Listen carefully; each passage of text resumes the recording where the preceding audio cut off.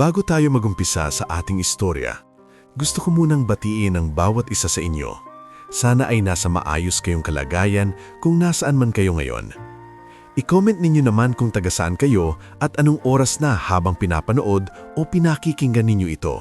Dahil nakakatuwang isipin na kahit magkakalayo tayo, sabay-sabay tayong nadadala ng iisang kwento.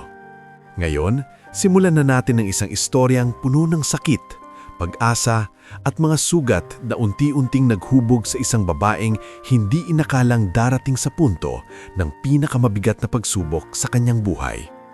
Sa bayan ng San Isidro, kung saan ang umaga ay karaniwang nagsisimula sa tilaok ng manok at kalansing ng mga padyak sa kalsada, doon lumaki si Samara Velez. Hindi man maranya ang buhay nila, kilala siyang mahinhin, masipag at may likas na kabutihan sa kapwa. Bata pa lamang siya ay nasanay na siyang magsikap. Ang kanyang inang si Nelia Velez ay isang labanderang halos mabali na ang likod sa kakakuskus ng damit ng ibang tao. Samantalang ang kanyang ama ay matagal nang wala sa kanilang buhay. Kaya si Samara ang maagang natutong tumayo bilang katuwang ng kanyang ina sa bahay.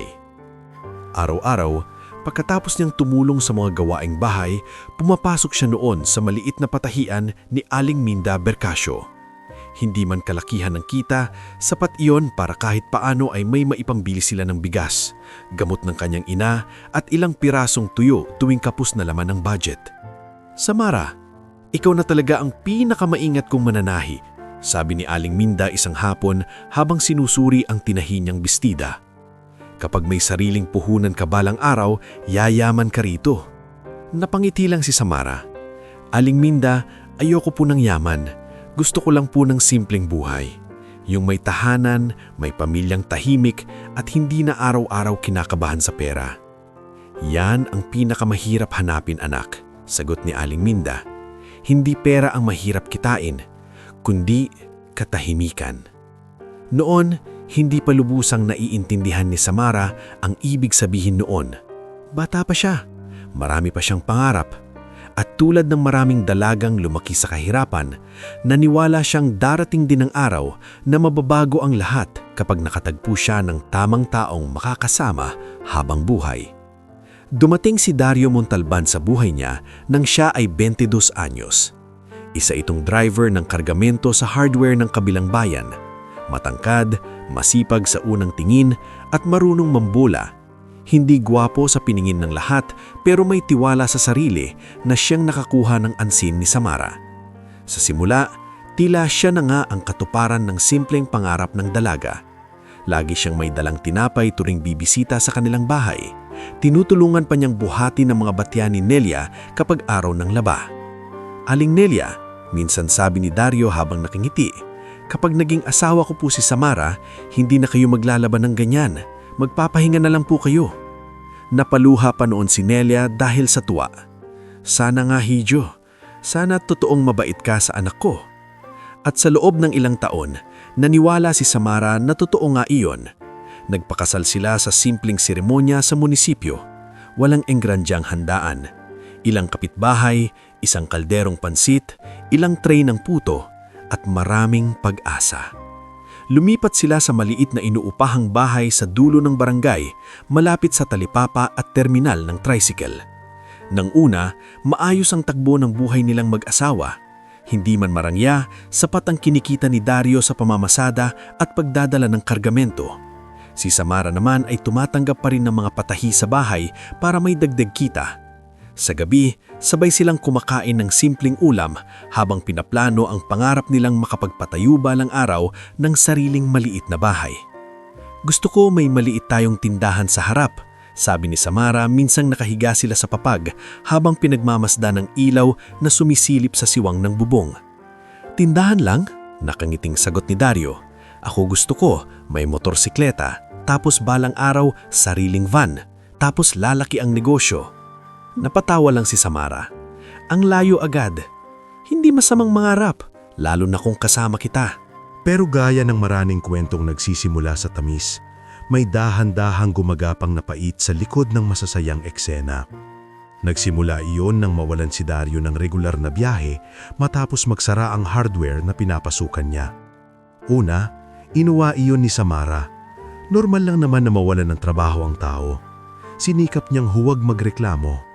Siya pa nga ang nagkusang dagdagan ng pagtatahi sa bahay para may maipangtustos sila. Subalit habang tumatagal, napapansin niyang nag-iiba ang ugali ng kanyang asawa. Mas madalas na itong umalis sa bahay. Mas madalas ding umuwi ng gabi. Sa una, sinasabi nitong naghahanap lang ng raket. Hanggang sa minsang naamoy ni Samara ang alak sa hininga nito. Dario, umiinom ka? Mahina niyang tanong habang inaalalayan nitong makaupo. Kaunti lang, sagot nito, halatang iritado. Lalaki ako, Samara. Hindi naman ako santo. Hindi na siya kumibo. Pinili niyang manahimik. Inisip niyang baka dala lang iyon ng stress. Pero hindi nagtagal, nalaman niyang lagi palang kasama ni Dario ang barkada nitong si Putsoy Ladrillo. Isang tambay na kilala sa lugar na mahilig magsugal, umutang at manghikayat ng kung ano-anong madaling pagkakakitaan. Isang hapon, nadatnan ni Samara si Putsoy sa labas ng bahay nila. Nakaupo sa sirang bangko habang may hawak na yosi. "Nasaan si Baryo?" tanong ni Samara. "Umalis lang saglit," sagot ni Putsoy sabay ngisi. "Aba, Samara, dapat hinahayaan mo rin ang asawa mo. Bata pa siya. Hindi pwedeng bahay lang ng bahay."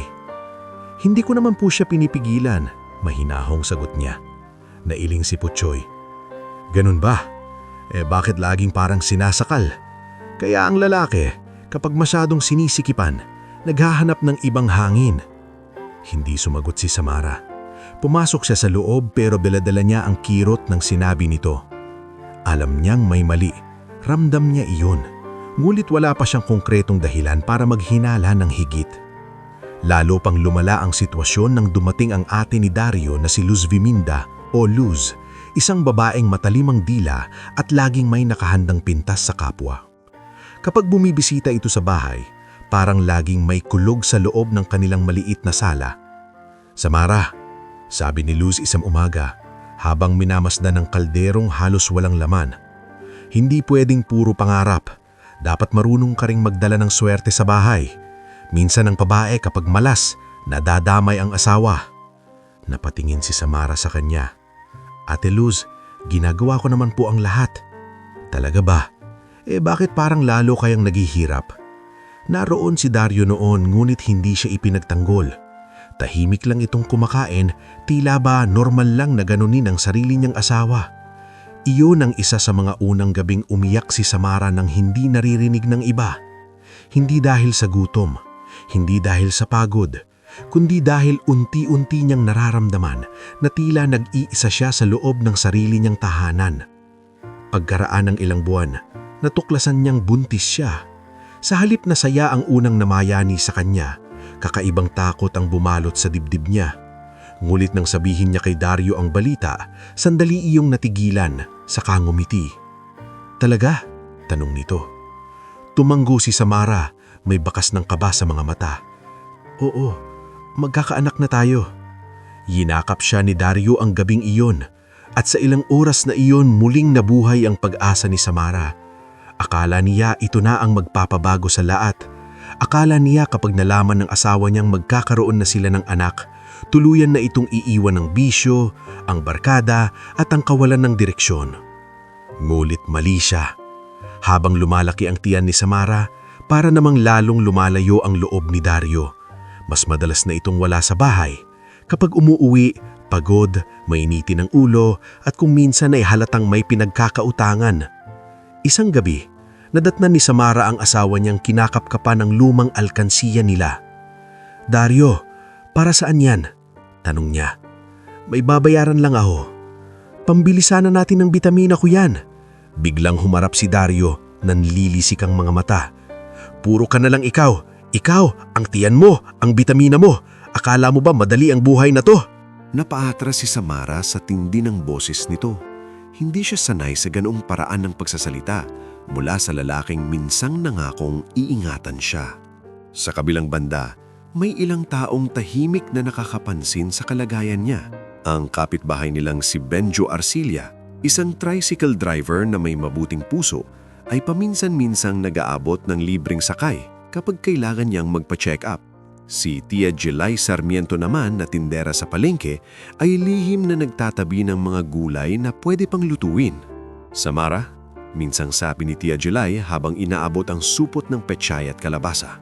Huwag kang mahihiya, para sa bata yan. Hindi ko po alam paano ako makakabawi. Mahina niyang sabi, balang araw, ikaw naman ang tutulong sa iba. Ganun lang yun. Maging ang batang basurero na si Tonton Sevilla ay may sariling paraan ng pagtulong. Kapag may napupulot siyang maayos pang kahoy o lumang upuan, dinadala niya iyon sa bahay ni Samara. Ate, baka magamit mo po sa lutuan, sabi ng bata minsan. Napangiti si Samara kahit nalalambot ang katawan niya. Salamat Tonton, ang bait mo. Sa gitna ng mga mumunting kabutihang iyon, pilit pa rin kinakapit ni Samara ang pag-asang maibabalik pa ang dating Dario. Hindi niya alam na sa kabilang dulo ng bayan, mas lumalalim na pala ang pagkakautang nito sa mapanganib na sanglan negosyante na si Ramon Mongi Tablante. Ang lalaking iyon ay kilala hindi lang sa paniningil, kundi sa pagpapagawa ng maruruming bagay sa mga taong desperado. Isang gabi, habang nakahiga si Samara at hinihimas ang kanyang tiyan, narinig niyang may mahinang usapan sa labas ng bahay. Boses iyon ni Dario at ng isa pang lalaki na hindi niya gaanang makilala. Wala na akong may babayad, sabi ni Dario sa pabulong, nguit galit na tono. Hindi pera lang ang kabayaran sa mundo pare, sagot ng lalaki. May ibang paraan para mawala ang problema. Hindi malinaw ang kabuuan ng usapan, nguit sapat iyon para lamigin ang buong katawan ni Samara. Yunakap niya ang sarili habang nakahiga sa manipis na kutsyon. Hindi niya maipaliwanag, pero sa gabing iyon, unang beses niyang naramdaman na may mas malaki pang panganib na paparating kaysa gutom, kaysa kahirapan, at kaysa pagkasira ng pagsasama nila bilang mag-asawa. At habang ang hangin sa labas ay unti-unting lumalakas, si Samara ay nakapikit, ngunit gising na gising ang diwa. Hindi niya alam kung paano, kailan o saan magsisimulang bumagsak ng tuluyan ang mundong pilit niyang binubuo. Ang alam lang niya, may kung anong madilim na dumarating, at sa pagkakataong iyon, wala pa siyang ideya na ang susunod na yugto ng buhay niya ay hindi na tungkol sa simpleng paghihirap ng isang buntis na babae, kundi sa isang pagtataksil na halos dudurugi ng buong pagkatao niya. Bago tayo muling dumiretso sa susunod na yugto ng ating istorya, nais ko munang anyayahan ng bawat isa na samahan pa rin ako hanggang dulo. Kung nakaka-relate man kayo sa bigat ng buhay ni Samara, o kung gusto ninyong malaman kung paano nababago ng isang gabi ang takbo ng buong kapalaran ng isang tao, manatili lang kayo.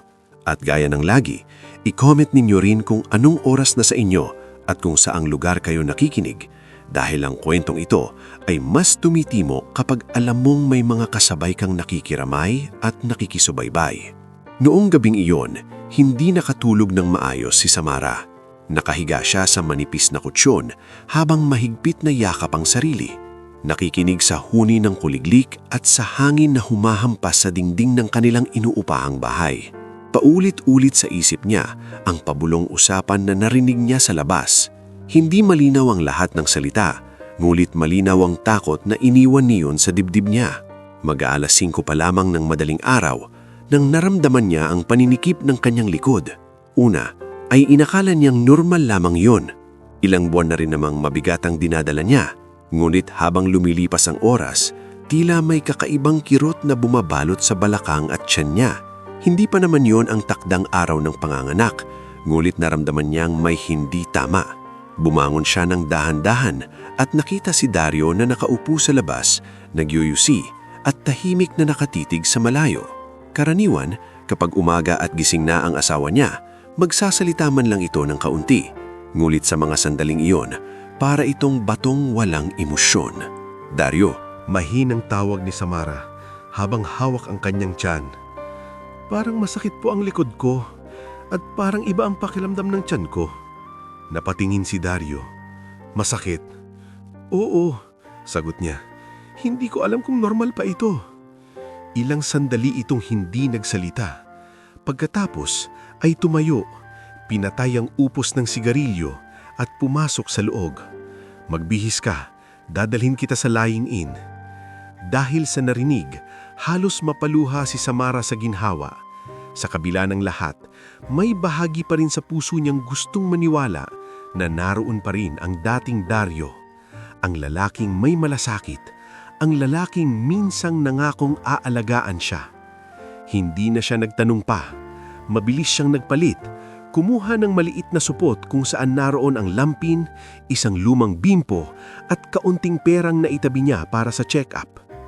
Habang palabas sila ng bahay, nasa lubong nila si Benjo Arcilla na kararating lamang mula sa maagang pasada. "Oh, Dario, saan kayo pupunta?" Tanong ni Benjo nang mapansin ang namumutlang mukha ni Samara. "Sa lying in lang," mabilis na sagot ni Dario. "Masama pakiramdam niya." "Gusto niyo ihatid ko na?" Alok ni Benjo. "Nakapark ang tricycle ko sa kanto." Agad sumabat si Dario. "Hindi na, may susundo sa amin sa may highway." Nagtaka si Benjo pero tumanggo na lang. Samantala, si Samara ay nagpaisip. Wala namang siyang alam na may susundo sa kanila. Pero dahil masakit ang katawan niya at gusto na lamang niyang makarating sa klinika, pinili niyang manahimik. Minsan na siyang nagtangkang mag-usisa noon at sa sigawan lang nauwi ang lahat. Kaya ngayon, mas pinili niyang huwag magsimula ng gulo. Habang naglalakad sila sa gilid ng kalsada, kapansin-pansing hindi sa direksyon ng lying-in clinic papunta si Dario. Sa halip na lumiko sa sentro ng bayan, nagtuloy-tuloy sila sa bahaging palayo sa mga bahay at tindahan. Mas kumonti ang ilaw, mas dumalang ang mga dumaraan. "Dario," huminto si Samara at napahawak sa isang poste. "Hindi ba sa kabila ang klinik?" Hindi agad sumagot si Dario. Tila iniipon nito ang sasabihin. "May kukunin lang tayo, saglit lang." "Bakit dito?" tanong niya, at sa pagkakataong iyon ay may nanginginig lang takot sa kanyang boses. "Samara, wag mo na akong kulitin. Masakit na nga ulo ko." Nanahimik siya, ngulit sa loob-loob niya ay may kung anong unti-unting lumulubog. Hindi ito tama, hindi ito normal, hindi ito pag-aalala ng isang asawa sa buntis niyang kabiyaka. Bawat hakbang nila papunta sa mas liblib na bahagi ng highway ay parang may kasabay na martilyong bumabagsak sa kanyang dibdib. Pagdating nila sa isang bakanteng lote na may kalahating sirang bakod at damuhang halos abutin ang tuhod, natanaw ni Samara ang isang madilim na van na nakaparka sa gilid. May dalawang lalaking nakatayo roon, parehong nakasombrero at tila kanina pang naghihintay. Biglang nanlamig ang buong katawan niya. "Sino sila?" bulong niya. Hindi sumagot si Dario.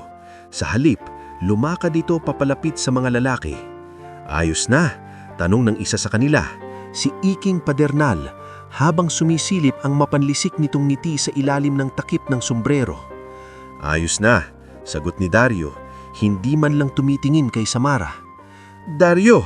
umatras siya. "Ano to? Bakit may mga tao rito?" Lumingon sa kanya ang pangalawang lalaki, si Sario Di Maandal, at mapang-asar na tumawa. "Mukhang wala pang sinabi sa asawa mo, pare." Parang biglang tumigil ang mundo sa paligid ni Samara. Ang mahinang huni ng insekto, ang hangin, at malayong tahol ng aso, lahat iyon ay tila lumubog sa malalim na katahimikan. Ang taming malinaw ay ang kabog ng puso niya at ang mukha ni Dario na hindi na niya makilala. "Anong ibig mong sabihin?" Naninginig na tanong niya. "Dario, sagutin mo ako." Sa wakas ay tumingin sa kanya si Dario. Ngunit ang mga mata nitong dati-rating may laming ay ngayon ay malamig na malamig. Napahawak siya sa kanyang tiyan. "Anong pasensya? Bakit ka ganyang tumingin? Dario, buntis ako. Saan mo ako dinala?" Umiling si Dario. Tila hirap ding sabihin ng direkta ang nais niyang mangyari. Ngunit si Iking ang siyang nagsalita. "Huwag mo nang pahirapan ang sarili mo, hiha. May mga problema kasing kailangang mawala. At minsan, may mga taong kailangang isama sa pagkawala." Para siyang pinagsakluban ng langit at lupa. Sa wakas, nagdugtong-dugtong sa isip ni Samara ang lahat. Ang mga utang, ang bulong-bulungan sa labas ng bahay, Ang kakaibang ugali ni Dario, ang madalas na paglabas nito, ang malamig nitong katahimikan nitong mga nakaraang linggo. Hindi siya dinala roon para ipa-check up. Dinala siya roon para ipapatay. Hindi! Napailing siya habang unti-unting umaatras. Hindi, Dario! Hindi mo gagawin to sa akin. Hindi mo to magagawa. Anak mo to. Anak ko rin ang problema ko. Biglang sigaw ni Dario at dun lamang niya narinig ang matinding pagkabasag sa boses nito. Wala na akong pera. Wala na akong matatakbuhan. Hindi mo naiintindihan kung gaano ako kalubog. Ako, umiyak na sabi ni Samara. Ako ba naiintindihan mo? Ilang buwan akong nagtitiis. Ilang buwan akong umaasa. Tapos ito lang pala ang balak mo. Lumapit si Sario. Hawak ang bisig niya ng mariin. Napaigik siya sa sakit. Pabayaan niyo ko, sigaw ni Samara. Tulungan niyo ko, maawa kayo, buntis ako. Muling sumigdo ang tiyan niya, mas masakit kaysa dati. Napahawak siya roon at halos mapaluhod sa lupa. Hindi niya alam kung dahil ba iyon sa sobrang takot o dahil may nangyayaring hindi tama sa pagdubuntis niya. Dario, please, umiyak niyang sabi habang nakatingala sa asawa. Kahit hindi mo na ako mahal, wag namang ganito. Kahit para sa bata. Sandaling napatingin si Dario sa kanya. May bahid ng pag-aalinlangan sa mukha nito. Ngunit bago pa ito makapagsalita, tumunog ang cellphone ni Iking. Mabilis itong sumagot. Oo, boss. Nandito na. Tatapusin na. Boss. Alam ni Samara na wala ng pag-asa. Hindi lang si Dario ang may gusto nito. May mas malaking taong nasa likod. Tiyak na iyon si Mongi Tablante. At kung papayag si Dario sa ganitong kasamaan, wala nang natitira pa sa lalaking minsan niyang minahal. Sa mismong sandaling iyon, habang bumabagsak ang mahinang ulan at dumidikit ang putik sa laylayan ng kanyang palda, may malayong liwanag na lumitaw mula sa kurbadang bahagi ng highway. Isang convoy ng mga sasakyan ang paparating, 2 itim na SUV at isang puting pickup truck sa likod. Napapalingon ang lahat. Buisit, bulong ni Sario.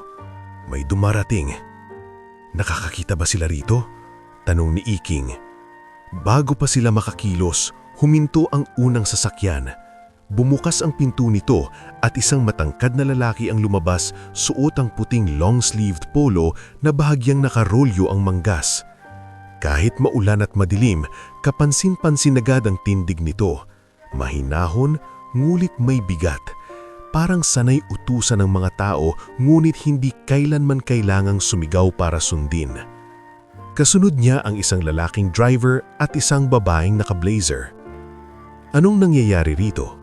Malalim at malamig na tanong ng bagong dating. Napatigil sina Iking at Sario. Kahit si Dario ay tila natuluro. Kilala nila ang lalaking iyon, si Leandro Altamirano. Sa buong probinsya, iisa lang ang lalaking may ganoong apelido at presensya.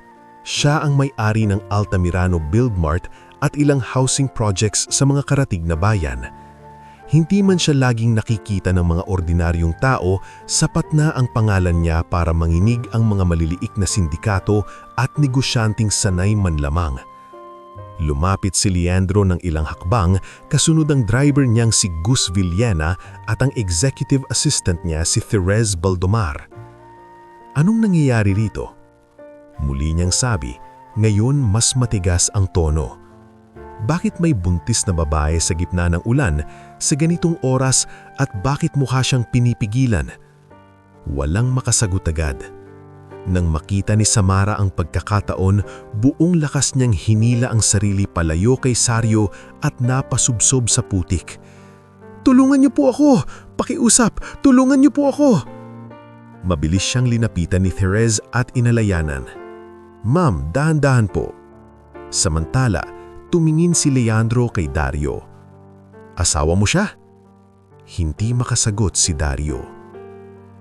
Oys, kilala na kita, sabi ng mahinang boses, tila may naalala. Ikaw yung nakikita ko dati sa kargahan sa bayan. Napaatras si Dario. Nagkatiginan sina Iking at Sario. Alam nilang kapag nagtagal pa sila roon, mas lalaki ang problema nila. Sa isang iglap, tumakbo sila patungo sa van.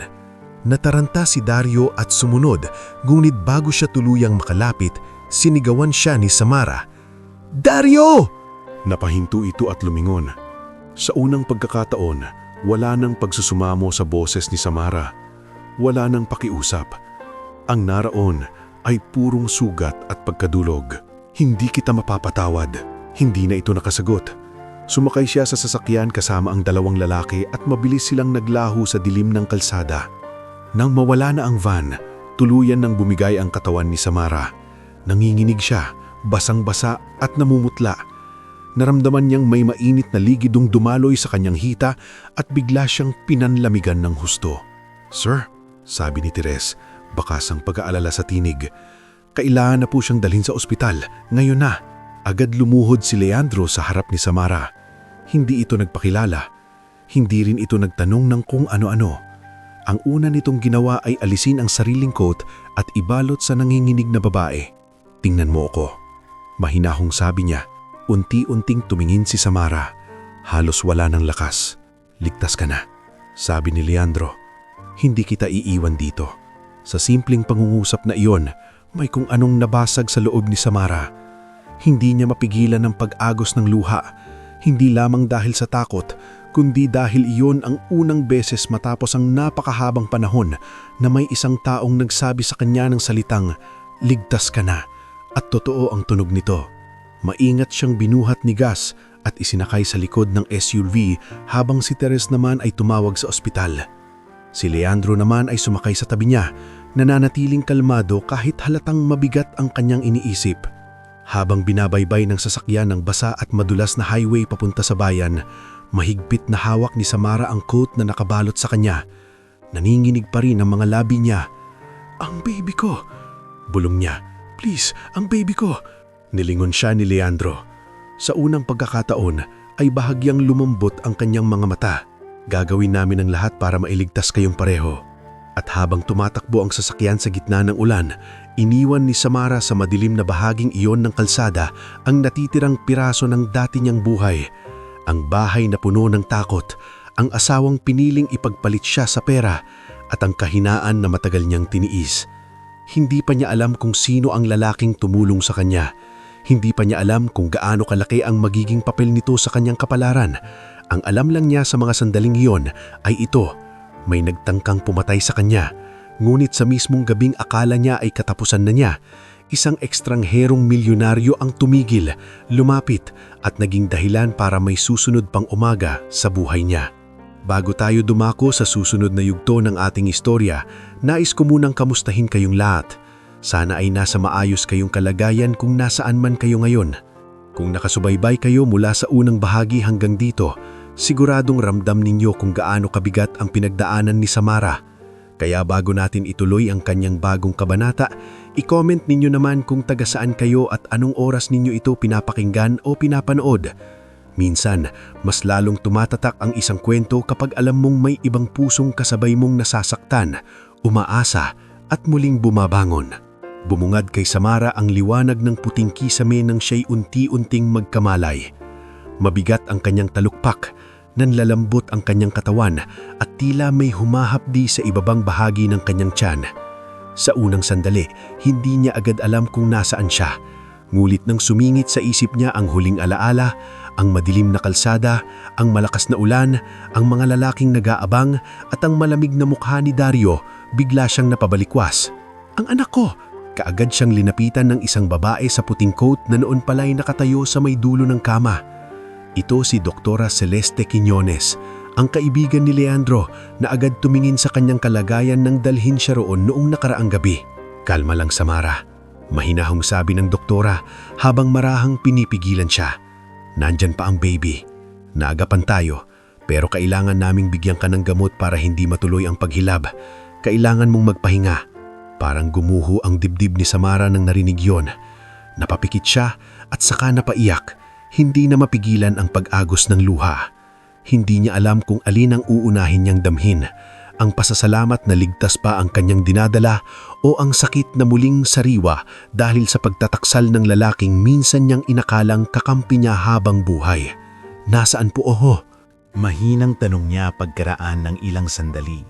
Nasa San Gabriel Medical Center ka, sagot ni Doktora Celeste. Pribadong ospital ito. Ikaw ang pinapaalagaan ng isang tao. Napatingin si Samara sa kanya, bakas pa rin ang pagkataranta. Yung lalaking tumulong po sa akin? Tumanggo ang doktora. Oo, si Leandro Altamirano. Hindi sumagot agad si Samara. Kilala niya ang apelidong iyon. Sino ba ng mga taga-probinsya ang hindi? Ilang beses na niyang narinig mula sa mga tao sa palengke ang tungkol sa mga negosyong pag-aari ng mga Altamirano. Ngulit hindi niya inakalang ang isang taong kagaya ni Leandro, mayaman, abala at sanay sa mundo ng malalaking pangalan ay mag-aaksaya ng oras sa isang babaeng basang-basa at putikang natagpuan sa gilid ng kalsada. Maya-maya, bumukas ang pinto ng silid. Pumasok si Teres Baldomar na may dalang supot ng damit at ilang gamit. Sa likod nito, sumilip si Belen Ribas, isang may edad ng babae na may maumong mukha at nakapulupot na syal sa balikat. Hindi pa alam ni Samara na ang matandang iyon ang isa sa mga pinakamatagal ng katiwala ng pamilyang Altamirano. Gising ka na pala, hiha. Malumanay na sabi ni Belen. Salamat sa Diyos. May dala po kaming ilang malilinis na damit para sa iyo, dagdag ni Teres, at may lugaw sa labas kapag pwede ka nang kumain. Hindi pa rin makapaniwala si Samara sa mga nangyayari. Ang pakiramdam niya ay tila nahulog siya sa isang mundong hindi niya kilala. Mula sa gabing iniwan siya sa ulan para mamatay, bigla siyang napunta sa isang malinis na silid, inaalagaan ng mga taong hindi niya kakilala kahapon. Bakit po? Nanginginig niyang tanong. Bakit po ninyo ako tinutulungan? Nagkatinginan sina Teres at Belen. Bago pa sila makasagot, muling bumukas ang pinto ng silid. Pumasok si Leandro Altamirano. Payak lamang ang suot nito, isang kulay asul na polo at itim na pantalon, ngunit dala pa rin nito ang tahimik na bigat ng isang taong sanay pakinggan at sundin. Huminto ito sa may paanan ng kama, hindi agad sinalita, wari ayaw biglain ang babaeng nasa harap niya. Sa unang pagkakataon, nasilayan ni Samara ng maayos ang lalaking nagligtas sa kanya. Hindi ito ang tipikal na tipo ng lalaking gwapo sa paraan ng mga artistang nakikita sa telebisyon. Ang mukha nito ay may bakas ng pagod at disiplina. Ang mga mata ay seryoso ngunit hindi malamig. At sa mga sandaling iyon, malinaw sa kanya na ang lalaking ito ay hindi tumulong dahil naaawa lamang. Tumulong ito dahil likas dito ang hindi bumabaliwala sa mali. Kamusta pakiramdam mo? Tanong ni Leandro. Mas maayos na po, sagot ni Samara, nahihiyang yumuko. Maraming salamat po sa inyo. Umiling si Leandro. Hindi mo kailangang magpasalamat agad. Ang mahalaga, ligtas kayo ng anak mo. Nang narinig ang salitang iyon, muling bumigat ang lalamunan ni Samara. Gusto niyang sumalita pero maraming tanong ang sabay-sabay sa kanyang isip. Wala siyang perang pambayad sa ospital. Wala siyang mataatakbuhan. Hindi siya maaaring bumalik kay Dario. At higit sa lahat, natatakot siyang baka anuman ang kabutihang natanggap niya ngayon ay may kapalit din kalaunan, gaya ng maraming bagay sa mundong ginagalawan niya. Parang nabasa ni Leandro ang iniisip niya. Makinig ka, mahinahon nitong sabi. Wala kang dapat alalahanin muna sa ngayon. Sagot ko ang pagpapagamot mo at hanggat hindi ka paligtas, hindi kita pababayaan. Napatingin si Samara sa kanya. Bakit po? Hindi agad sumagot si Leandro. Ilang sandali nitong itinuon ang tingin sa kanya, saka marahang sumalita. Dahil may mga bagay na hindi dapat hinahayaan at ang nangyari sa iyo gabi, hindi dapat mangyari sa kahit sino. Hindi iyon sagot na romantiko, ni hindi rin matamis. Ngulit dahil doon, mas naniwaya si Samara sa katotohanan ng sinabi nito. Sa mga sumunod na araw, nanatili siya sa ospital habang obinoobserbahan ni Doktora Celeste ang kanyang pagbubuntis. Kailangan siyang bantayan dahil mataas ang tsansang mapaaga ang panganganak, bunsod ng matinding stress at pisikal na hirap na dinanas niya. Sa mga oras na mag-isa siya, muling bumabalik sa alaala niya ang boses ni Dario, ang sigaw nito, ang malamig na "Pasensya ka na, Samara," at ang tunog ng van na mabilis na lumayo sa kalsada. Minsan ay nagigising siya umiiyak. Minsan na may napapahawak siya sa tiyan, takot na baka isang umaga ay mawala na lamang ang sanggol sa sinupunan niya. Isang gabi, nadatnan siya ni Belen na tahimik na umiiyak habang nakaharap sa bintana. "Hiha," Sabi ng matanda, "Huwag mong sarihinin. Nahihiya po ako," sagot ni Samara. "Hindi ko po kayo kakilala pero kayo pa ang nag-aalaga sa akin. Wala naman po akong maibabayad." Lumapit si Belen at marahang hinaplos ang buhok niya. Hindi lahat ng tumutulong ay naghahanap ng kapalit. Minsan, may mga tao lang talagang itinalaga ng Diyos para saluhin ka kapag hindi mo na kayang tumayo. Napahagulhol si Samara sa mga sandaling iyon. Marahil iyon ang unang gabi na tuluyan niyang inaming wasak siya. Hindi lamang pagod, hindi lamang takot. Wasak. At mula roon, nagsimula ang tunay niyang paghilom. Hindi agad-agad, hindi madali, pero dahan-dahan.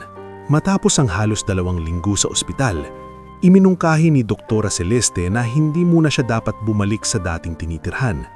Delikado para sa kanya ang stress at hindi matitiyak kung nasaan si Dario o kung ano pa ang kayang gawin ng mga taong kasabwat nito. Doon iniharap ni Leandro ang isang desisyong ikinabigla ni Samara. "May maliit kaming guest house sa loob ng compound ng foundation." Sabi niya minsang dinalaw siya. "Tahimik roon. May mag-aalaga sa'yo. Mas mabuti kung doon ka muna habang nagpapalakas." Napakurap si Samara. "Foundation? Altamirano Foundation," sagot ni Teres na naroon din noon at may hawak na folder ng ilang dokumento. "May Women's Livelihood Center doon at clinic. Sa isang lugar. Hindi po ba nakakahiya?" Tanong niya. "Baka sabihin ng mga tao." "Hayaan mo ang sasabihin ng tao," putol ni Belen. "Hindi naman sila ang nagligtas sa'yo." Kaya makalipas ang ilang araw, inilipat si Samara sa guest house sa loob ng compound. Hindi iyon marangya, ngunit napakalayo sa nakasanayan niyang buhay.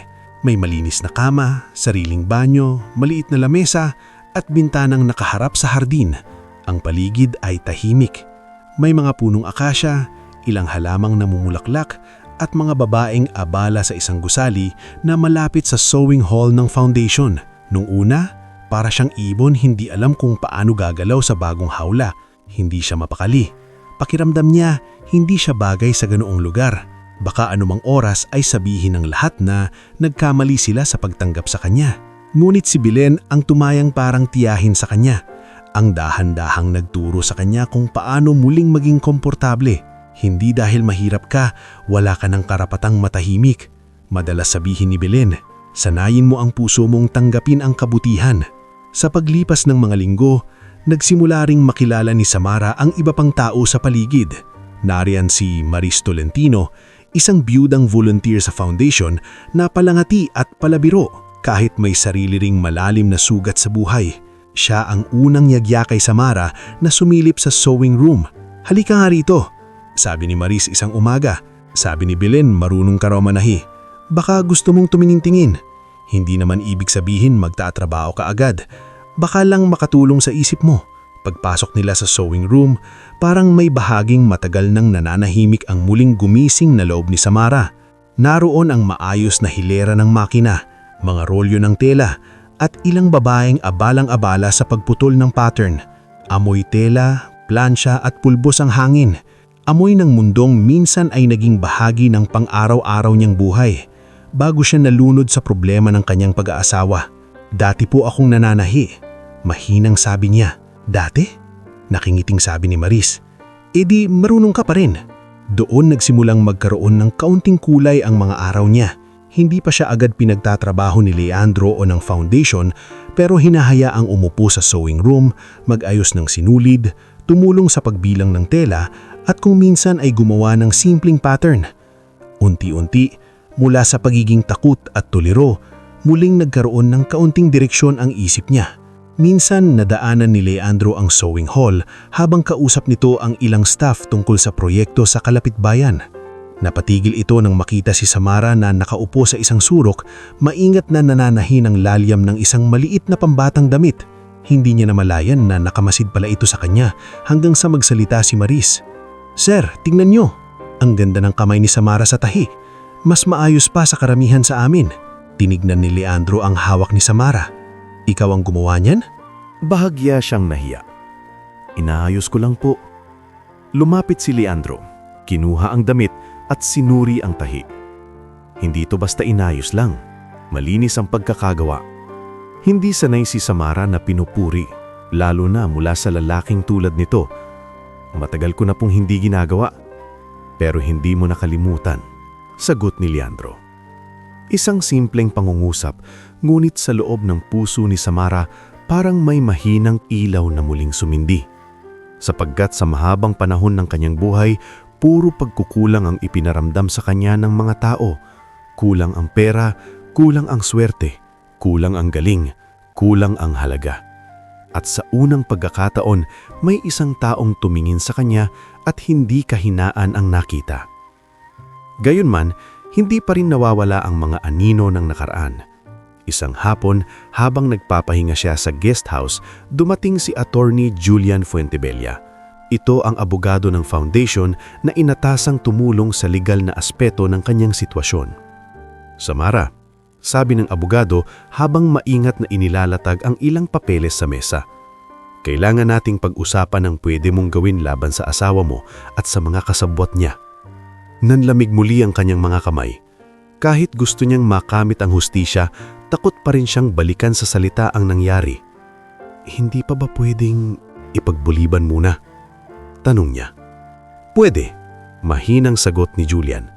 "Pero gusto kong malaman mo na hindi ka na nag-iisa ngayon. Kapag handa ka na, may mga taong sasama sa iyo." Pagkaalis ng abogado, matagal na naupo si Samara sa gilid ng kama. Tahimik na hinihimas ang tiyan niya. Doon niya unti-unting naunawaan na ang buhay na iniligtas sa kanya noong gabing iyon ay hindi lamang basta ibinalik. Binibigyan siya ng pagkakataong buuin muli. Hindi para bumalik sa dati, kundi para maging ibang tao. Mas matatag, mas malinaw, at mas marunong ng ipaglaban ang sarili. Hindi pa niya masasabi na payapa na siya. Hindi pa rin. Kapag gabi, sumisilip pa rin ang takot. Kapag naaalala niya si Dario, naninikip pa rin ang dibdib niya. Kapag naririnig niya ang tunog ng malakas na ulan, bumabalik pa rin sa alaala niya ang maputik na gilid ng kalsada. Ngunit sa bawat araw na lumilipas sa compound ng Altamirano Foundation, sa bawat pag-aalaga ni Belen, sa bawat ngiti ni Maris, sa bawat mahinang tanong ni Doktora Celeste, at sa bawat pagdaan ni Leandro na hindi siya pinipilit magsalita, ngunit laging handang tumulong, may bago nang nabubuo sa loob niya. At iyon ang pinakaunang anyo ng pagbangon, ang maramdaman mong hindi pa tapos ang mundo mo kahit minsan ay itinapon ka na nito sa gilid ng dilim. Bago tayo magpatuloy sa mas mabigat ngulit mas kapanapanabik na bahagi ng ating istorya, gusto ko munang batiin ang lahat na patuloy na nakikinig at sumusubaybay. Kung umabot ka na hanggang dito, ibig sabihin ay kasama ka sa bawat sakit, pag-asa at pagbangon ni Samara. Kaya ikunit mo naman kung tagasaan ka at anong oras mo ito pinapanood o pinapakinggan. Nakakatuwang isipin na sa bawat sulok ng mundo may mga pusong sabay-sabay na nasasaktan, lumalaban at umaasang may hustisya pa ring dumarating sa tamang panahon. Sa mga sumunod na buwan sa loob ng compound ng Altamirano Foundation, unti-unting nagbago ang anyo ng mga araw ni Samara. Hindi na siya ang babaeng takot na takot sa bawat kaluskos sa labas ng bintana. Hindi na rin siya iyong dating halos hindi makakain dahil sa bigat ng iniisip. Bagamat hindi pa tuluyang nawawala ang mga sugat sa kanyang puso, nagsisimula na siyang magtayo muli ng sarili niyang lakas. Mas lumaki ang papel niya sa sewing room ng foundation. Noong una, simpleng pag-aayos lang ng mga tela at pagtatala ng materyales ang ginagawa niya. Pero nang napansin ng ilang staff kung gaano kaingat at sipag, inatasan siyang tumulong sa mas maraming gawain. Natuto siyang gumawa ng mas sistematikong inventory, magplano ng basic production schedule at magturo ng simpleng tahi sa mga bagong dumarating na mga kababaihang dumadaan din sa matitinding pagsubok sa buhay. Samara, ikaw na kaya ang magturo sa Group B bukas? Tanong ni Maris Tolentino isang hapon habang nag-aayos sila ng natatapos na produkto. Nako, baka hindi ko kaya. Sagot ni Samara habang maingat na tinutupi ang mga tela. Mas magaling pa rin kayo. Napailing si Maris at bahagyang natawa. Ayan ka na naman. Alam mo, malaking problema mo talaga, sanay kang minamaliit ang sarili mo. Hindi mo napapansin marami nang natututo sa iyo kahit hindi ka nagsasalita. Napatingin si Samara sa kanya ngulit hindi na siya nakatanggi. Totoo ngang may nagbago. Sa bawat araw na lumilipas, mas nagiging kapaki-pakinabang siya sa lugar na iyon. At sa bawat munting tagumpay, mas lumalayo siya sa alaala ng dati niyang buhay kasama si Dario. Ngunit gaya ng maraming kwento ng muling pagbangon, hindi sapat na makalayo ka sa sakit. May mga pagkakataon ang sakit mismo ang sumusunod sa iyo, bit-bit ng mga taong ayaw tanggapin na hindi ka na nila kayang yurakan. Nagsimula ang bagong gulo nang mapansin ng ilan sa mga kasamahan ni Leandro sa negosyo na palagi itong dumadalaw sa foundation ng mas madalas kaysa dati. Sa umpisa'y walang mali siya iyon. Natural lamang dahil malaking proyekto ng pamilya nila ang foundation. Ngulit sa mundo ng mayayaman at makapangyarihan, hindi kailangang may nangyaring mali para gumawa ng kwento ang mga taong nasasaktan ng interes. Isa sa mga unang nakahalata ay si Vivienne Carpio, anak ng negosyanteng si Crispin Carpio. Matagal nang umiikot ang pangalan niyang nauugnay kay Leandro sa mga pagtitipon ng mayayaman. Hindi man hayagang sinasabi, maraming nakakakilala sa kanilang pamilya ang umaasang sila ang magtatambal balang araw. Hindi dahil sa pag-ibig, kundi dahil sa posibleng pagsasanib ng negosyo ng mga Carpio at Altamirano. Minsang dumalaw si Vivienne sa opisina ni Leandro, nadatnan itong kausap si Teres Baldomar tungkol sa budget expansion para sa Women's Livelihood Arm ng Foundation. Mukhang masyado ka ng abala sa foundation. Malamig ngunit nakangiting sabi ni Vivienne habang umuupo sa tapat ng mesa nito. May bago ka bang inspirasyon doon? Hindi agad sumagot si Leandro. Sanay siyang hindi pinapatulan ang mga patama. May kailangan ka ba, Vivienne? Wala naman, sagot nito habang nakataas ang isang kilay. Napansin ko lang parang mas personal na ang pagtingin mo sa mga bagay doon, lalo na sa isang partikular na babae. Itinigil ni Leandro ang pagsusuri sa hawak ng dokumento at dahan-dahang tumingin sa kanya. Kung mayroon mang concern ang kumpanya mo sa projects natin, iyon ang pag-usapan natin. Huwag kang mag-imbento tungkol sa personal kong buhay. Ngumiti si Vivienne pero halatang hindi iyon ngiting masaya. Personal na buhay? Ibig mong sabihin may lugar na nga siya roon? Hindi na sinagot iyon ni Leandro. Ngulit mula ng araw na iyon, nagsimulang gumalaw si Vivienne sa paraang hindi agad nakita ni Samara. Una, may mga chismis na umikot sa ilang tauhan sa head office ng Altamirano Group.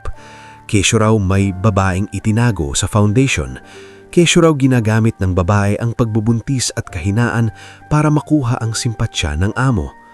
Pagkatapos, unti-unti itong nakalabas sa mas malawak na mundo, sa mga social gatherings, sa mga usapan ng board members, at maging sa ilang tao sa probinsya na mahilig magdugtong-dugtong ng kwento kahit hindi alam ang totoo. Dumating ang unang hampas nito kay Samara sa isang umaga sa foundation. Habang may tinuturo siyang 3 bagong benepisyarya kung paano gumamit ng makinang panahi, napansin niyang may 2 babae sa may pintuan na pabulong na nag-uusap habang pasulyap-sulyap sa kanya. Hindi niya iyon pinansin agad, ngulit maya-maya pa pumasok si Maris, halatang may dalang hindi magandang balita. Samara, pwede ba tayong lumabas sandali? Dito sa likod ng sewing hall, doon nagsalita si Maris. May mga naririnig na akong usap-usap sa labas. Hindi ko sana sasabihin sa iyo pero mas mabuting manggaling sa akin. Nanikip ang dibdib ni Samara. Anong usap-usap? Sandaling nag-atubili si Maris bago sumagot. Na ginagamit mo raw si Sir Leandro, na nagpapabibiga raw dahil buntis ka, Na kaya ka nandito kasi gusto mong makapasok sa buhay niya. Parang may lamig na tubig na ibinuhos sa ulo ni Samara. Ilang buwan na niyang pilit binubuo ang sarili niya. Ilang buwan na rin niyang pinoproblemang hindi umasa ng nasobra sa kabutihang tinatanggap niya. At ngayon, may mga tao na namang gustong burahin ang dignidad na pinaghirapan niyang ibalik. Hindi naman totoo yun. Mahina niyang sabi. Alam ko, agad na sagot ni Maris. At alam din ng mga totoong nakakakilala sa iyo. Pero hindi natin hawak ang bibig ng lahat. Nang gabing iyon, hindi mapakali si Samara. Kahit tahimik ang guest house, kahit maaliwalas ang hardin sa labas, parang muling bumigat ang hangin sa paligid niya. Bumalik ang lumang pakiramdam ng hiya, yung pakiramdam na parang kahit hindi mo kasalanan ang nangyari sa iyo, ikaw pa rin ang kailangang yumuko dahil baka may masabing iba. Napansin iyon ni Belen Rivas nang ihain nito ang hapunan. Hiha, bakit halos hindi mo magalaw ang pagkain? Umiling si Samara. Wala po. Ako pa ba ang lolokohin mo? Malambot, gulit talim na sabi ni Belen. Ano ang nasa isip mo? Sa huli, napaiyak din si Samara at naikwento ang tungkol sa tsismis. Tahimik lamang na nakinig si Belen. Pagkatapos ay umupo ito sa tabi niya at marahang hinawakan ng kanyang kamay. Samara, sabi ng matanda, makinig kang mabuti. Ang tsismis parang usok. Kapag tinakbuhan mo, lalo kang hahabulin. Pero kapag matatag kang nakatayo, kusa rin niyang nawawala kapag humina ang apoy. Ang tanong, papayag ka bang iba ang magdikta kung sino ka? Hindi nakasagot si Samara. Ngulit tumimo sa kanya ang sinabi ni Belen. Samantala, may isa pang aninong unti-unting lumalapit mula sa nakaraan, si Dario. Sa mga buwang lumipas, hindi tuluyang nawala ang usapan tungkol sa kanya. Sa tulong ni Ate Julian Fuentebella, sinimulan na ang pagkalap ng mga posibleng dokumento at impormasyon na magagamit laban sa kanya at sa mga tauhan ni Monggi Tablante. Ngulit mahirap silang hanapin. Paiba-iba raw ang tinutuluyan ni Dario. Minsan nasa kabilang bayan, minsan na may nagtatago sa mga lumang kakilala ni Pochoy. Isang hapon, habang kausap ni Samara si Drocta Celeste tungkol sa lagay ng kanyang pagbubuntis, dumating si Teres na halatang nagmamadali. Samara, sabi nito, nandito si Ate Julian, kailangan ka raw makausap. Agad siyang kinabahan. Nang makapasok siya sa maliit na conference room sa foundation, nadatnan niya roon sina Julian, Leandro at Gus Villena. May kakaibang tigas sa mukha ng tatlo. Ano pong nangyari? Tanong niya. Huminga ng malalim si Julian bago magsalita. May nagtanong tungkol sa iyo sa lumang inuupahan niyo ni Dario. Hindi siya si Dario mismo, pero base sa description, posibleng tao ni Monggi. Parang muling bumalik ang dugo sa mga sugat ni Samara. Hinahanap po ako. Tumanggo si Gus. Mukhang nag-aaligid. Anong gusto nila? Namumutlang tanong niya. Wala pa tayong sigurado, sabi ni Julian. Pero may posibilidad na gusto kang takutin para umurong ka sakaling magsampa tayo ng kaso. Tahimik si Leandro sa buong usapan. Nakaupo lang ito sa dulo ng mesa, ngunit halatang kumukulo ang pagpipigil sa loob. Nang mapansin niyang nanginginig ang mga daliri ni Samara, saka ito nagsalita. Walang lalapit sa yurito nang hindi namin nalalaman. Madiin nitong sabi, paiigtingin natin ang seguridad. Sa mga salitang iyon, muli naramdaman ni Samara ang kakaibang halo ng ginhawa at pangamba. Ginhawa dahil alam niyang may mga taong handang bantayan siya. Pangamba dahil malinaw na hindi pa tapos ang laban. Kahit nalayo na siya sa dating buhay, hindi pa rin siya lubusang ligtas sa mga taong minsang nagtangkang burahin siya. Makalipas ang ilang linggo, dumating ang araw na hindi inaasahan ni Samara, ang pagsilang ng kanyang anak. Isang madaling araw, ginising siya ng matinding paninikip ng kanyang tiyan. Akala niya noong unay ordinaryong kirot lang iyon, ngulit mabilis iyong lumakas at umilit ng sunod-sunod. Tinulungan siya ni Belen at agad dinala sa San Gabriel Medical Center. tinawagan ni Teres si Dr. Celeste at sa loob ng ilang oras na puno ng sigaw, luha at halos wala ng lakas na paghihintay, isinilang ni Samara ang isang malusog na sanggol na babae. Nang marinig niya ang unang iyak ng bata, para siyang muling isinilang din. "Anak mo!" Nakangiti si Dr. Celeste habang inilalapit ang sanggol sa kanya. Napaiyak si Samara nang makita ang maliit na mukha ng bata. Ang una niyang naramdaman ay hindi takot, kundi matinding pagnanais na pangalagaan ito sa paraang hindi niya nagawa para sa sarili niya noon. "Ano ang ipapangalan mo?" Tanong ni Belen na noy nasa tabi ng kama, umiiyak din sa tuwa. Matagal bago nakasagot si Samara. Tiningnan niya ang anak at marahang hinaplos ang noo nito. "Mireya," mahina niyang sabi. "Dahil parang himala siyang ibinigay sa akin." Hindi nagtagal, dumating si Leandro sa ospital. Hindi ito pumasok agad sa silid dahil ayaw niyang makagulo. Ngulit nang payagan siya ni Doktora Celeste, tahimik itong lumapit sa kama ni Samara. Nasa bisig ng babae ang sanggol, mahimbing nang natutulog. "Kamusta kayo?" tanong niya. Mas mababa ang boses kaysa karaniwan. Napatingin si Samara sa kanya at sa unang pagkakataon, may kakaibang lambing na rin sa tingin niya rito. "Ligtas po kami." Saglit na tumingin si Leandro sa bata. Hindi niya agad mapigilan ang bahagyang paglambot ng kanyang ekspresyon. "Mireya," ulit niya. "Magandang pangalan." "Salamat," sagot ni Samara. Tahimik silang nagkatitigan ng ilang segundo. Walang malino na pag-aamin. Wala pang kahit anong pangakong romantiko. Ngunit kapwa nila naramdaman na may nagbago sa sandaling iyon. Hindi na lamang ito tungkol sa utang na loob ng isang babaeng tinulungan. Hindi na rin ito basta pakikialam ng isang mayamang lalaki sa buhay ng isang estranghera. May mas malalim ng ugat na unti-unting tumutubo sa pagitan nila. Isang bagay na parehong maingat pa nilang hindi pinapangalanan. Ngulit habang may bagong buhay na ipinanganak, may mga bagong pakay ring gumigising sa kabilang panig. Nang kumalat sa ilang bilog ng lipunan na nagkaroon na ng anak si Samara at lalo pang naging malapit si Leandro sa foundation, mas tumindi ang pagkairita ni Vivian Carpio. Isang gabi, sa bahay ng ama niyang si Crispin, ibinuhos niya ang galit. "Hindi ako papayag na may kung sinong babaeng pulot sa lansangan ang sisira sa plano natin," sabi niya habang hawak ang wine glass ng napakahigpit. Pinagmasdan siya ni Crispin mula sa kabilang dulo ng mesa. Kung totoong naaapektuhan si Leandro, hindi simpleng pagseselos lang ang kailangan mo. Kailangan mong gamitin ang pinakamadaling armas sa lipunan ito. "Ano?" "Eskandalo." Malamig nitong sagot. Kapag nasira ang reputasyon ng babae, mapipilitan ng lalaki na lumayo. At kapag sumama ang tingin ng board sa kanya, mas mapapadali ang gusto nating merger.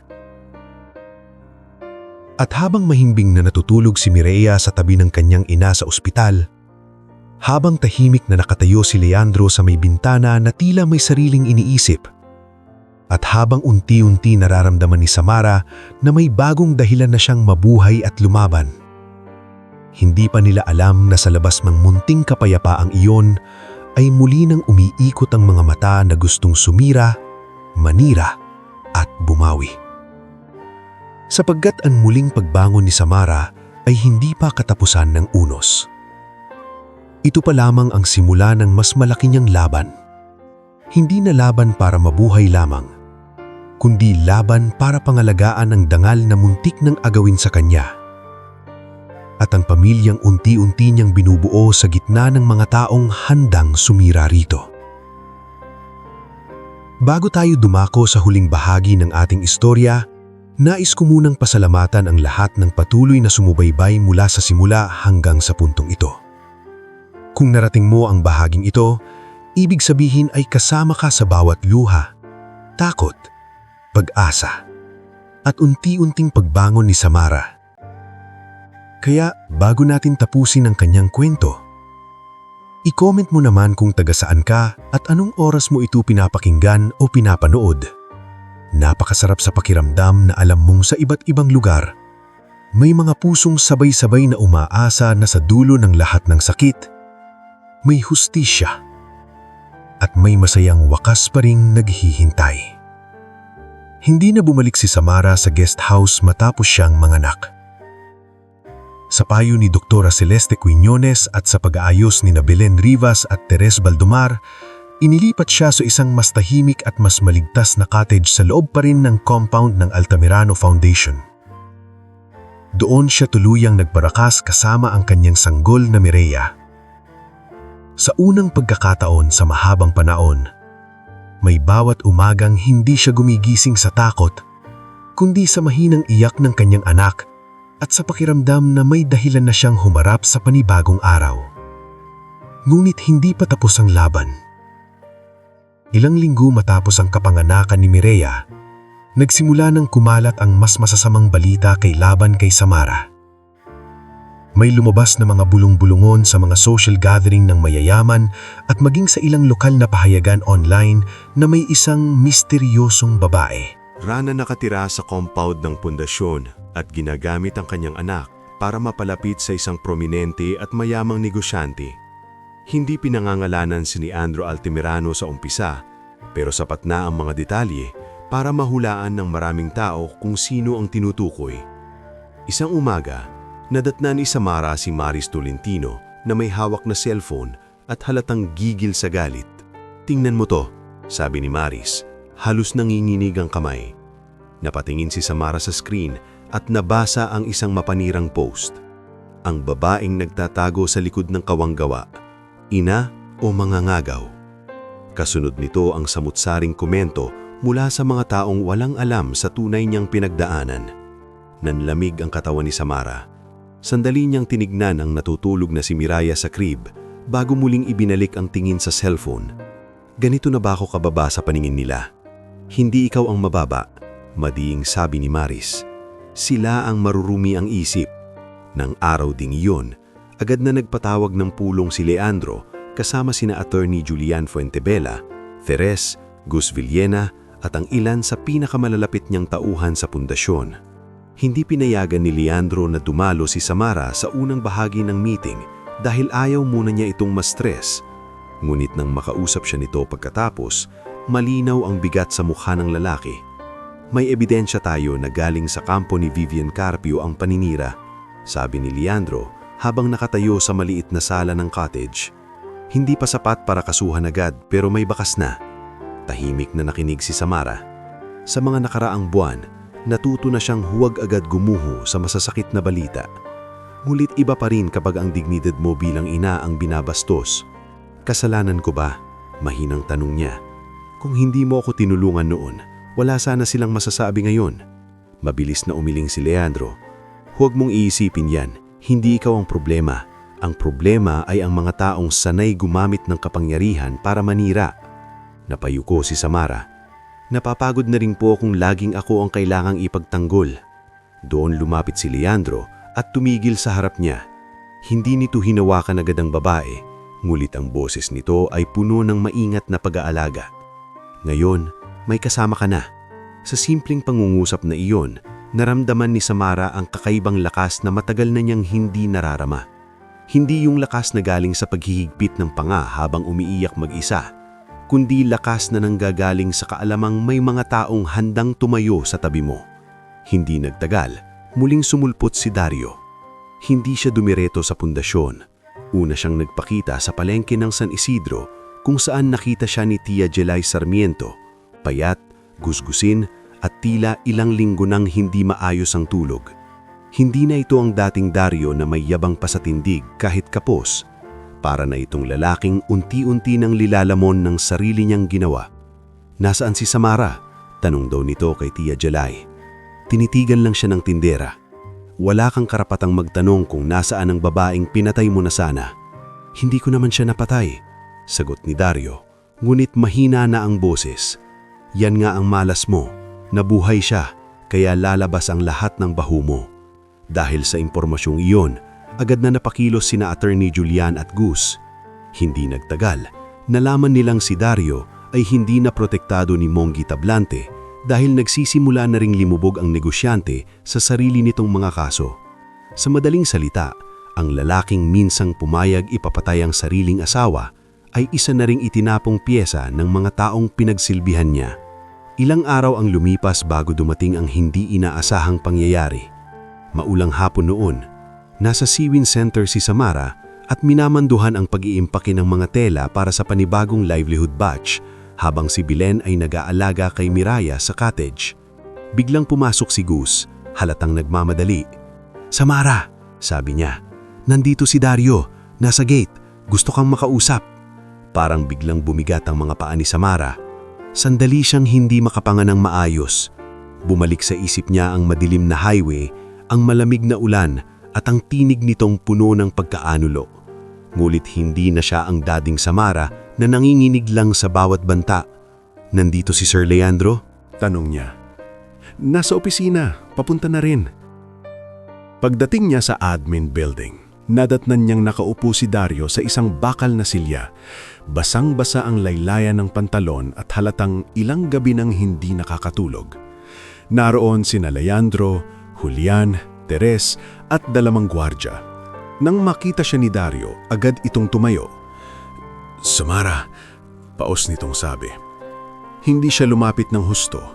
Nanatili siya sa tapat nito, tuwid ang likod, kahit malakas ang pintig ng puso niya. "Bakit ka nandito?" "Gusto kong makausap ka," sabi nito. "Kahit sandali lang. Wala ka ng karapatang humingi ng kahit ano sa akin." Napapikit si Dario na tila nasaktan sa sinabi. Ngunit pagmulat nito, hindi pa rin nawawala ang pansariling interes sa mga mata. "Samara, delikado tayo. Hinahanap na rin ako ng mga tao ni Monggi. Kailangan nating magtulungan." Halos matawa si Samara, ngunit hindi sa tuwa, kundi sa tindi ng kapaitan. "Tayo? Kailan pa naging tayo? Noong ipinagpalit mo ako kapalit ng pera? Noong iniwan mo akong buntis sa gilid ng kalsada para mamatay?" Yumuko si Dario. "Napilitan lang ako." "Tumigil ka," putol niya. "Lahat ng masamang tao yan ang sinasabi. Napilitan, nahirapan, walang choice. Pero may choice ka noon, Dario, at pinili mong ipapatay ako." Tahimik ang buong silid. Maging si Leandro ay hindi nagsalita. Hinayaan si Samara na siya mismo ang humarap sa nakaraan niya. Makalipas ang ilang segundo, nagsalita si Dario sa boses na puno ng takot. "May mga ebidensya ako laban kay Monggi. Mga resibo, pangalan ng mga tao. Kung tutulungan niya ako..." Mabilis na sumabat si Attorney Julian. "Ibigay mo ang lahat ng alam mo at baka iyon ang maging tanging paraan para may kaunting konsiderasyon pa sa magiging kaso mo. Pero hindi iyon usapan ng awa, usapan iyon ng batas." Napatingin si Dario kay Samara, parang naghahanap ng kahit kaunting lambot sa mukha nito. Ngunit wala na siyang nakita roon. Sa wakas, napagtanto niyang ang babaeng minsang inuuto at sinisigawan lang niya ay hindi na niya mababasag sa parehong paraan. Sa mga sumunod na linggo, nagsimula ang mas malaking pagkalap ng ebidensya. Sa dulong ng impormasyong ibinigay ni Dario, natuntun nila ang dating kahera ni Monggi na si Narsing Gardo. Noong una, ayaw nitong magsalita. Ngunit nang nalaman nitong may proteksyon mula sa legal team ni Leandro at maaaring siya rin ay madamay kung mananahimik, pumayag siyang tumistigo. "Nakita ko mismo," sabi ni Narsing sa harap ni Julian at Samara sa isang ligtas na lugar. "May pera. Hindi ko alam ang buong plano noon, pero malinaw na kabayaran niyon para mawala ang problema ni Dario." Bukod dito, nakuha rin nila sa tulong ni Fina Almazan, manager ng gasolinahang dinaanan ni Dario at Samara noong gabing iyon, ang lumang CCTV copy na nagpapakitang kasama nga ni Dario ang buntis na asawa niya sa biyahe patungong liblib na bahagi ng highway. Hindi man direktang kuha ang mismong tangkang pagpatay, sapat ito para patibayin ang salaysay ni Samara at basagin ang posibleng depensa ni Dario na kusang umalis lang daw ang asawa niya noon. Habang lumalakas ang kaso laban kina Dario, Monggi, Iking at Sario, mas naging agresibo naman ang kampo ni na Vivian at Crispin Carpio. Nagpalabas sila ng mga pahiwatig sa board ng Altamirano Group na nadadamay ang reputasyon ng kumpanya dahil sa personal na kahinaan ni Leandro. Ang totoo, gusto lang nilang pilitin ng lalaki na pumasok sa merger na pabor sa mga Carpio. Ngunit hindi nila inaasahan na sa bawat pagdiin nila, mas lalo lamang tumitibay ang desisyon ni Leandro na tapusin na ang impluensya nila sa buhay at negosyo niya. Dumating ang pinakahinihintay na araw ng pagdinig. Puno ang hall ng mga tao, mga kinatawan ng piskalya, ilang mamamahayag, mga miyembro ng board at maging ilang ordinaryong taga-probinsya ang gustong masaksihan kung paanong ang babaeng minsang iniwan sa kalsada ay haharap ngayon sa mga taong nagtangkang sumira sa kanya. Naroon din sina Belen, Maris, Benjo, Tia Gilay, Tonton Sevilla na ngayoy mas binata na at messenger na sa foundation, pati si Doktora Celeste at Therese. Sa kabilang panig ay naroon sina Dario, Monggi, Iking, Sario, Vivien at Crispin. Nang tawagin si Samara para tumestigo, saglit na tila bumalik ang lahat ng takot sa dibdib niya.